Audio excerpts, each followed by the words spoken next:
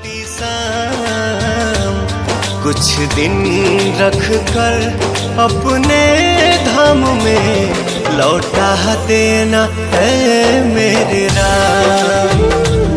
कुछ दिन रख कर अपने धाम में लौटा देना है मेरे राम।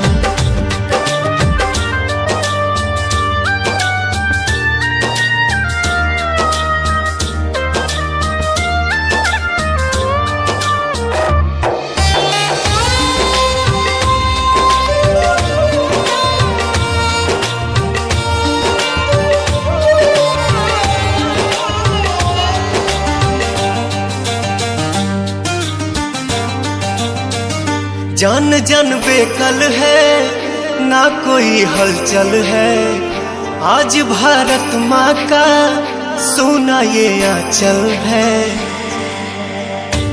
मौत की उम्र क्या है 2 पल भी नहीं, मौत की उम्र क्या है 2 पल भी नहीं, लौट के आऊंगा पूछ से क्यों डरूं। जान जान बेकल है ना कोई हलचल है, आज भारत माँ का सोना ये आंचल है। लाल देश का महान सरस्वती की जुबान अभी जननी का